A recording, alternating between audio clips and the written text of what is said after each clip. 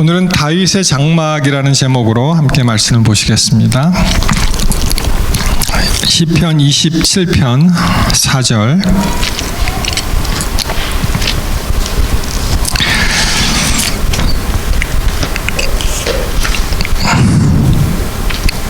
이 놀라운 말씀은 다윗이 한 가지 청할 것이 있으면 바로 이것이라고 하는 믿음의 고백입니다. 다윗의 시 이렇게 되어 있죠. 내가 여호와께 청하였던 한 가지 일, 곧 그것을 구하리니 곧 나로 내 생전에 여호와의 집에 거하여 여호와의 아름다움을 앙망하며 그 전에서 사모하게 하실 것이라. 참 맨 처음에 이 말씀을 접했을 때 굉장한 그러한 그 감동이 있었습니다. 여러분, 만약에 한 가지를 하나님께 구하신다면 어떤 기도를 하시겠습니까? 우리가 너무 연약하기 때문에 많은 기도의 제목들이 있으시겠죠. 뭐 가정을 위해서, 또 건강을 위해서, 자녀들을 위해서 많이 있는데, 이 다윗은요, 한 가지 일은 바로 하나님의 집에 거하는 것이었습니다.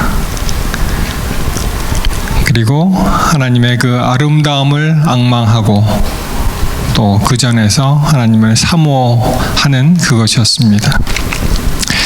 영어 성경을 보면은 조금 한글 성경에서 느끼지 못하는 그러한 맛이 또 있는데, 여기 보시면은 One thing have I desired of the Lord. 하나님을 정말 갈망하는 것이죠. 그리고 that will I seek after. 계속 그것을 구하는 것인데, 그것은 바로 I may dwell in the house of the Lord. 하나님의 집에 거하는 것이라고 말씀했습니다. All the days of my life. 내 평생에. 그러면서 Behold the beauty of the Lord.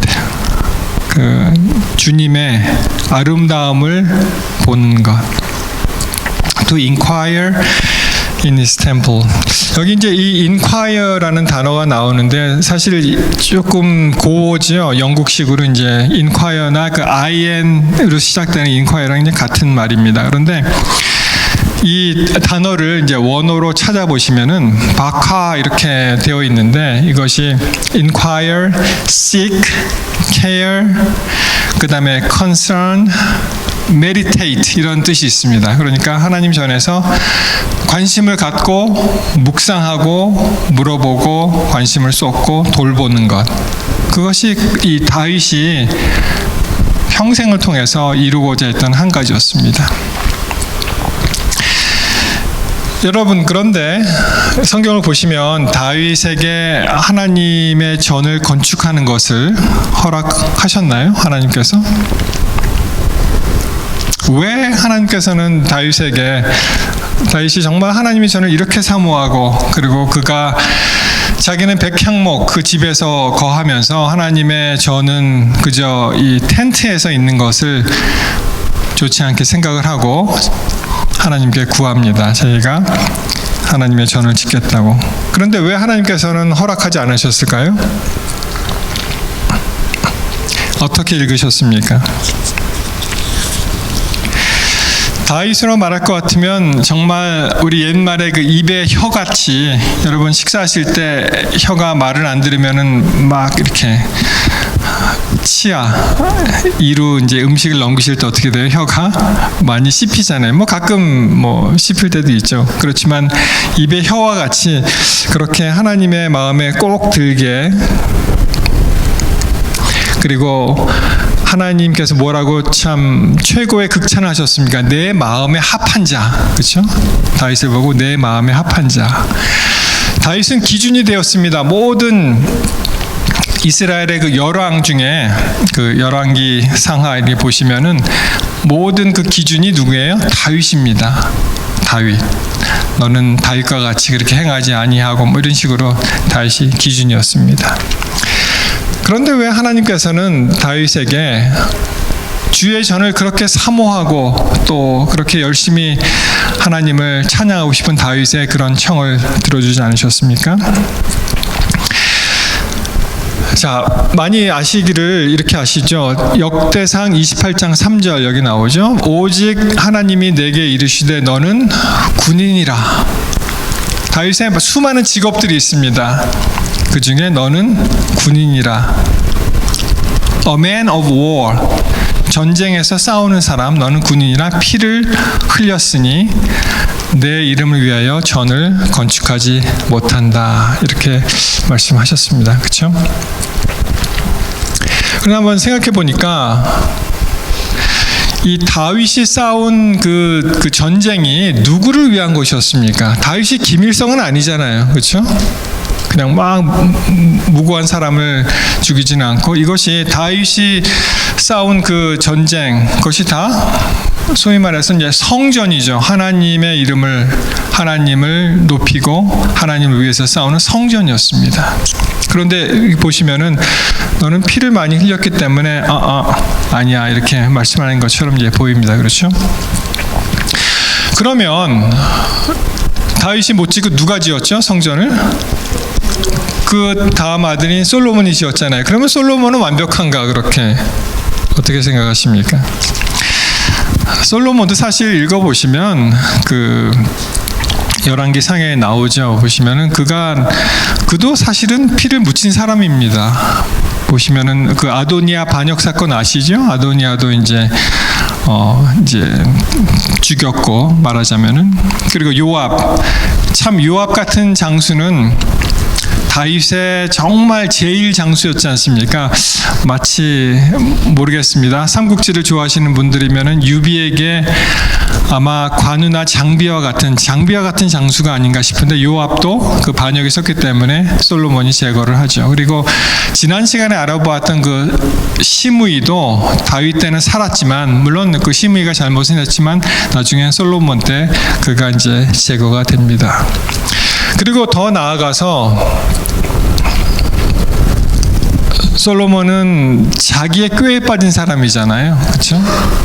그가 하나님의 전을 짓고 그 다음에 이 나라를 어떻게 하면은 잘 번성할 수 있게 할 수 있을까 생각한 나머지 이제 이방 나라들에게 이제 부인들을 많이, 그걸 뭐라 그러죠? 우리나라 말로 결혼 동맹 같은 거죠. 그렇죠? 그럼 맺고 보시면은 부인이 한 700명 된다고 하잖아요. 아마 1년에 한 번도 얼굴 못 보죠. 그렇죠? 700명, 한 2년에 한 번 정도. 그리고 또 한 궁녀도 옛날 그 개념으로는 궁녀도 이제 왕의 여자잖아요. 궁녀가 한 300명, 1000명. 그러니까 솔직히 이름이나 다 기억하는지 모르겠어요. 그렇죠?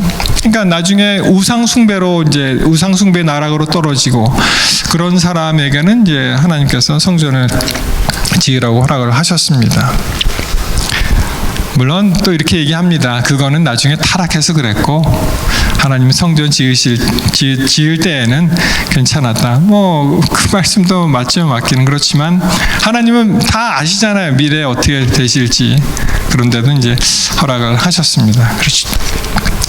자, 비슷한 얘기가 이제 열왕기상 5장 3절에 나오는데, 당신도 알거니와 내 부친 다윗이 사방의 전쟁으로 인하여 그 하나님 여호와의 이름을 위하여 전을 건축하지 못하고 여호와께서 그 원수들을 그 발바닥에 두시기를 기다렸나이다. 바로 이것입니다.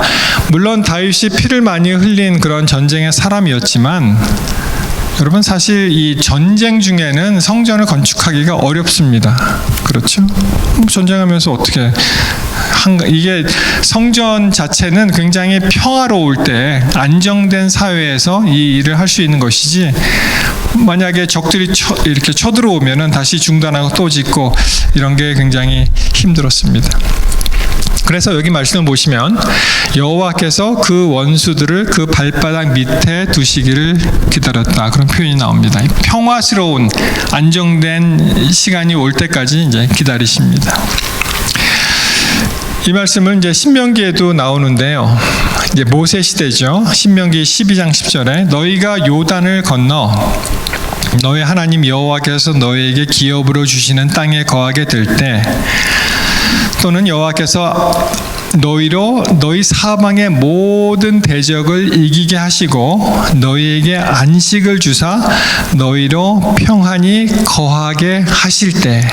그러니까 하나님의 때가 있는 것이죠. 기다리십니다. 평화의 시대가 오고 안정의 시대가 올 때를 기다리시는데 그때 바로 너희는 너희 하나님 여호와께서 자기 이름을 두시려고 한 곳을 택하실 그곳으로 나의 명한 것을 모두 가지고 갈지라. 그래서 거기서 어떻게 합니까? 희생과 11조와 거제와 모든 서하는 아름다운 서원물을 가져가서 이제 하나님께 경배하고 예배하고 하는 그런 성전의 시대가 도래될 것을 여기서 예언을 하셨습니다. 그러니까 다윗은 그때는 아니고요.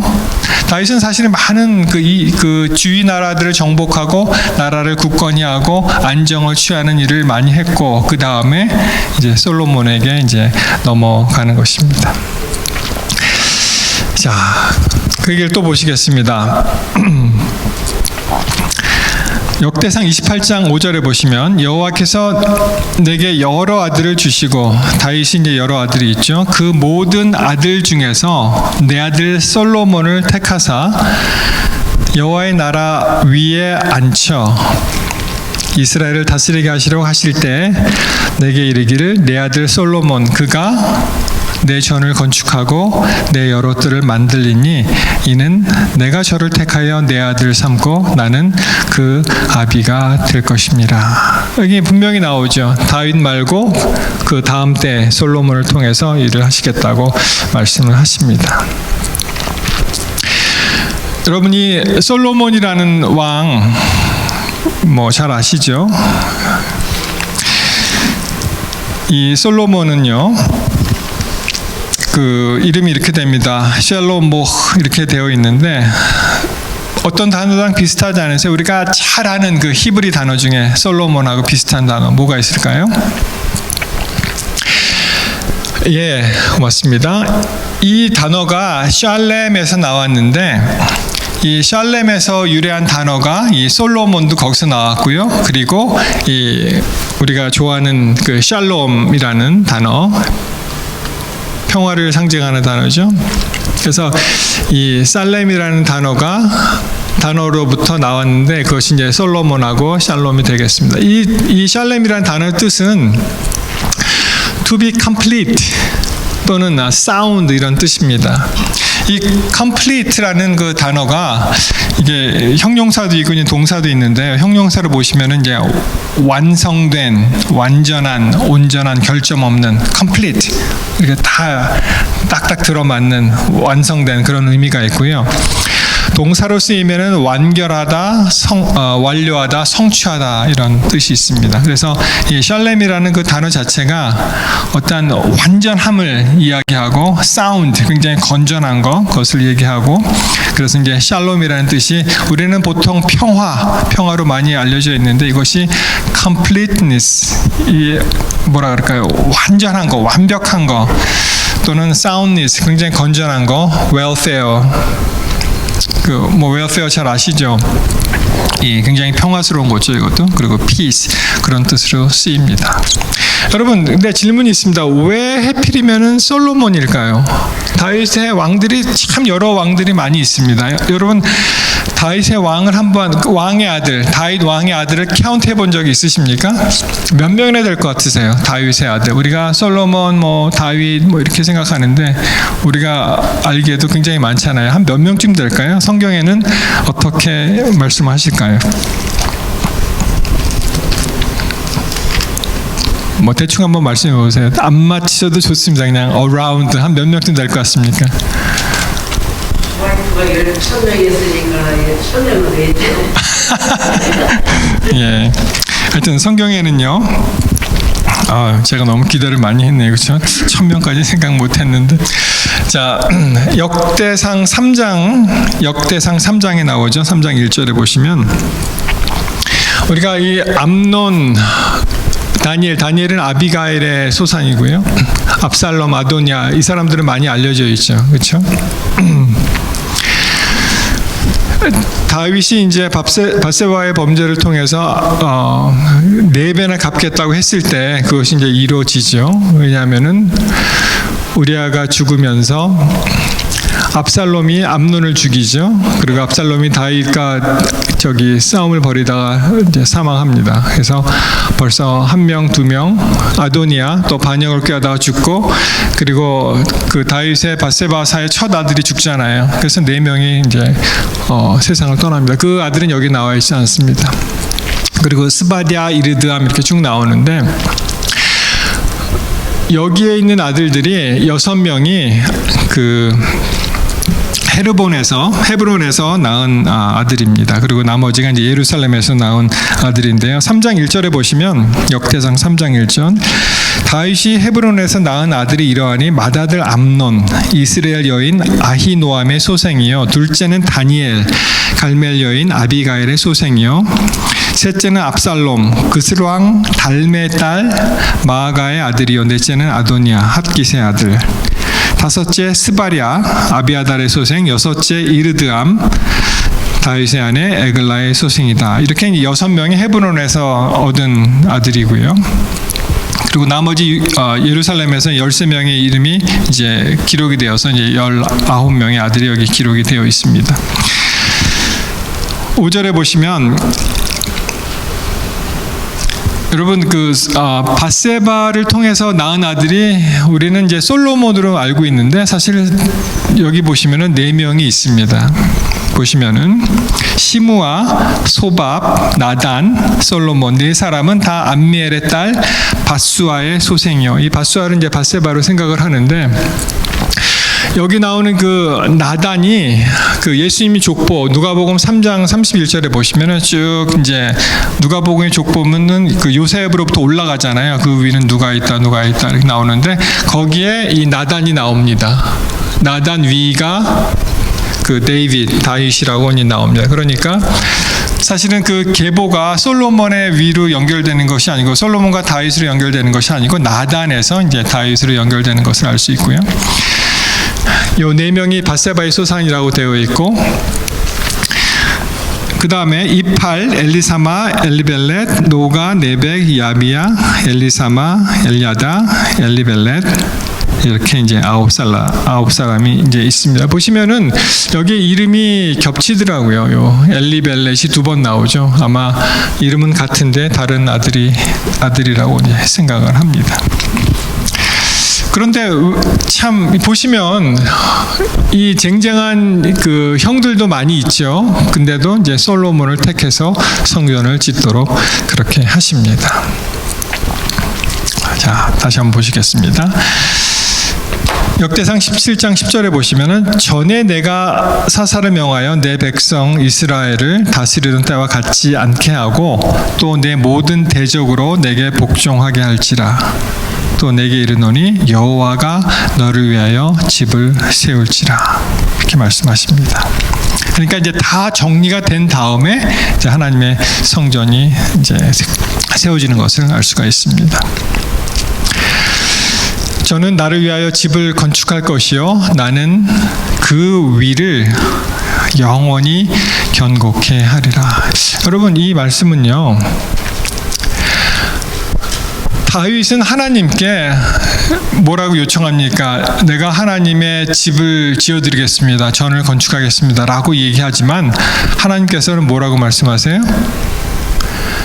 저는 나를 위하여 집을 건축하시어 나는 그 위를 견고하게 하리라.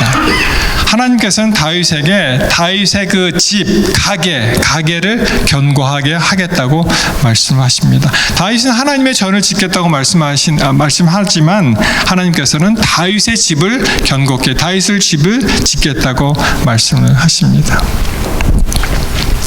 그래서 이 차이가 있는 것입니다. 솔로몬과 다윗의 그 차이는 바로 그 고린도전서 3장 6절에 있는, 나는 심었고 아볼로는 물을 주었으되 오직 하나님은 자라나게 하셨다. 여러분, 많은 경우에 우리는 우리를 중심으로 이제 세계를 생각하고 또 인생을 생각하고, 자기 생각이 하나님의 생각과 같게 되기를 원하지요. 근데 그것이 아니고 하나님의 생각이 우리의 생각하고 같아야지 맞습니다. 그렇죠? 다윗의 생각은 내가 하나님의 전을 짓는 것이었습니다. 하나님의 생각은 너는 아니고 나라가 평화했을 때 그때 비로소 그 집을 짓게 된다고 말씀하십니다. 그래서 우리가 인생을 살면서 하나님의 때를 기다리고 또 그분의 말씀을 청종하고 그분의 뜻을 이루면 되는 것입니다. 맞습니까? 어떨 때는 하나님 제가 이거 하고 싶습니다. 나는 뭐가 되고 싶습니다. 근데 그것이 안 이루어질 때가 많이 있죠. 괜찮습니다. 그래도 하나님의 더 높은 뜻이 두루두루 임하셔서 그 일을 이루시기 때문에 우리는 괜찮습니다. 저는 이렇게 생각했어요. 다윗의 수많은 아들 중에 왜 밧세바의 소생이 전을 짓게 되었을까? 여러분, 사람들은 어떤 사람들의 약점을 잡고 그 약점을 집요하게 공격을 하죠. 그리고 거기에서 이제 보복의 정신을 느끼는데 하나님은 하나님의 은혜를 행사하시는 방법이 그 반대라는 것을 알게 되었습니다. 하나님께서는 가장 다윗의 약한 점을 보시고 그 위에 무궁한 은혜를 쏟아부어 주심으로 그것을 통해서 더 하나님께 영광이 되도록 인도하신다는 사실을 알게 되었습니다. 무슨 말씀인가 하면 다윗의 가장 아픈 그 자기 실수죠, 말하자면은. 근데 결국은 어떻게 됐어요? 다윗의 아들 솔로몬이 그 위를 이어받고 그리고 성전을 건축을 합니다. 무슨 말입니까? 만약에 다윗이 그러한 그 비도덕적이고 해서는 안 될 일을 한 것을 이것을 통해서 합리화할 수는 없죠. 내가 만약 밧세바와의 관계에서 솔로몬이 없으면 그 다음에 위가 없지 않아. 그러니까 이거는 잘한 것이야 라고는 얘기할 수 없지만 그 반대로 하나님은 다윗의 가장 아픈 부분을 들어쓰시고 거기에 축복을 하셔서 하나님께 영광이 되도록 이를 섭리하신다는 것입니다. 아모스 9장 11절에 보시면 그 날에 내가 다윗의 무너진 장막을 일으키고 그것의 틈을 막으며 그 허물어진 것을 일으켜서 옛적과 같이 세운다라고 말씀하십니다. 여러분, 이 구절이요, 이스라엘이 모던 이스라엘, 그 현대 이스라엘이 이제 탄생하면서 나라를 선포하면서 읽었던 성경절이라고 알려져 있습니다. 여러분, 그런 예가 없잖아요. 거의 2000년이 지나가면서 멸망한 민족이 그 고토를 회복하면서 나라를 다시 똑같은 나라를 세운다. 그런 나라가 있습니까? 뭐 어디서 이 예를 갖다가 찾을 수가 없는 거예요. 이게 너무나 이게 큰 사건이기 때문에. 여러분, 여기서 보시면은요, 다윗을 말씀하시면서 무너진 장막을 일으키신다. 영어 표현으로 The Tabernacle of David. 솔로몬의 성전이 아니고 누구의 장막을 일으킨다고 되어 있어요? 다윗의 장막을 일으킨다고 말씀을 하십니다. 물론 이것이 뭐 꼭 성전은 아니지만, 그렇죠? 이 나라 전체를 다시 회복하는, 그래서 예수님이 이 땅에 도래하실 때 그 다윗의 그 계통을 통해서 나오신다는 것을 알 수 있습니다.